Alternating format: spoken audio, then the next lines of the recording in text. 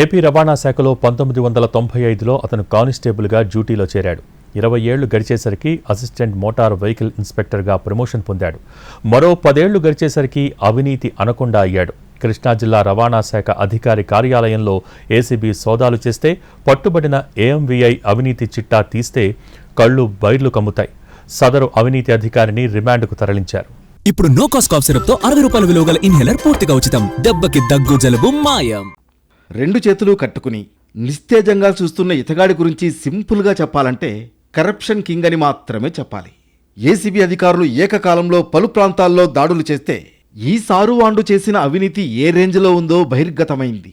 ఈ పిక్చర్లో చూసినా వీడియోలో చూసినా తెలుస్తుంది assistant motor vehicle inspector Loknath Prasad చేతివాటం ఎలా ఉంటుందో. ఏపీ రవాణా శాఖలో 1995లో కానిస్టేబుల్గా ఉద్యోగంలో చేరాడు లోక్నాథ్ ప్రసాద్. గతంలో విజయవాడలోని డీటీసీ కార్యాలయంలో పనిచేశాడు. 2015లో బిగ్ ప్రమోషన్ కొట్టాడు. ఏకంగా అసిస్టెంట్ మోటార్ వెహికల్ ఇన్స్పెక్టర్ అయ్యాడు. ప్రస్తుతం మచిలీపట్నంలోని డీటీసీ కార్యాలయంలో ఏఎంవీఐగా పనిచేస్తున్నాడు.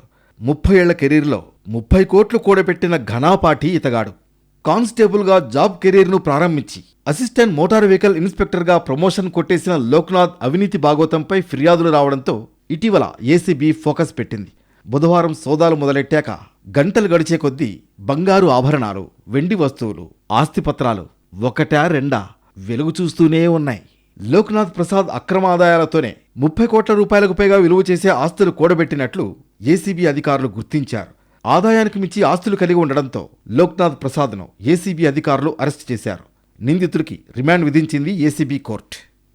విజయవాడలోని చుట్టుగుంటలో ఉన్న లోక్నాథ్ ఇంట్లోనూ, అదే సమయంలో మచిలీపట్నంలో ఉన్న ఆయన సోదరుడి నివాసంలోనూ ఏకకాలంలో సోదాలు చేశారు ఏసీబీ అధికారులు. విజయవాడలో ఇతనికి 3 నివాసాలు, 2 నివాస స్థలాలు ఉన్నట్లుగా గుర్తించారు. తెలంగాణలోని సూర్యాపేట సమీపంలో ఉన్న మొనగాలలో దాదాపు 3 ఎకరాల పొలం కొన్నట్లు డాక్యుమెంట్ల ఆధారంగా నిర్ధారించారు. 420 గ్రాముల బంగారం, కేజీ వెండి నగలు, 18 లక్షల రూపాయల విలువైన ఫిక్స్డ్ డిపాజిట్లతో పాటు 2 కార్లు, 3 టూ వీలర్లను కూడా గుర్తించి వాటిని సీజ్ చేశారు.